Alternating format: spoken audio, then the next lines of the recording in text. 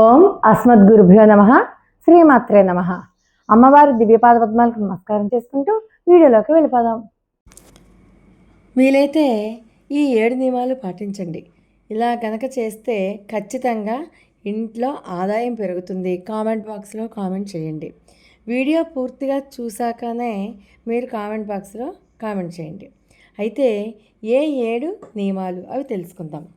మనకి అందరికీ కూడా ఒకటే, డబ్బుని ఆకర్షించాలి. డబ్బుని ఆకర్షించాలి అంటే మనం మొట్టమొదట చేయవలసిన పని ఏంటంటే సింహద్వారాన్ని నీట్గా ఉంచుకోవడం. అలాగే సింహద్వారం దగ్గర చెప్పులు అలాంటివి ఏమీ లేకుండా, చెత్త అలాంటివి ఏమీ లేకుండా శుభ్రంగా ఉంచుకోవాలి. ఇంటి ముందర ఎప్పుడూ కూడా ముగ్గు కళకళలాడుతూ ఉండాలి. ఈశాన్య దిశలో మొక్కలు పెంచకూడదు. అదే తులసి మొక్క, కొబ్బరి మొక్కకైతే దోషం లేదు.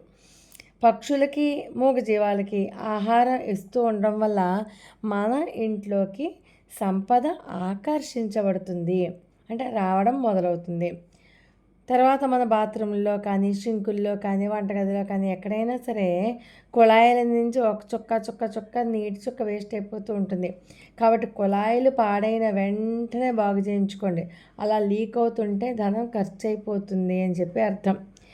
మన డబ్బులు భద్రపరుచుకుంటే బీరువా ఎప్పుడూ కూడా ఇంటికి నైరుతి దిశలో ఉండాలి.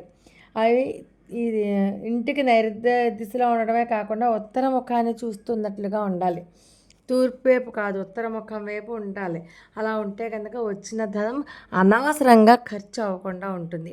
అలాగే ఇంట్లో మీరు నార్త్ సైడ్ అంటే ఉత్తర దిశలో ఎక్వేరియంని పెట్టుకోవడము, ఇంటి ముందు మీరు గుమ్మడికాయ కట్టడం, అలాగే దారి పోయే వాళ్ళకి మీరు మజ్జిగ దాహం కానీ, మంచినీళ్ళ దాహం కానీ ఇవ్వడం, ఇలాంటివి చేయడం వల్ల కూడా మీకు ఉండేటటువంటి అనేక కర్మలు వెంటనే తొలగిపోతాయి. నైరుతి మూలన బీరువా పెట్టుకోండి అని చెప్పుకున్నాం కదా. అలాగే ఎప్పుడు ఇంటి ప్రహరీ గోడ ఎలా ఉండాలి అంటే తూర్పు వైపు ప్రహరీ గోడ తక్కువ ఉండాలి, పడమటి వైపు ప్రహరీ గోడ ఎక్కువ ఉండాలి అన్నమాట.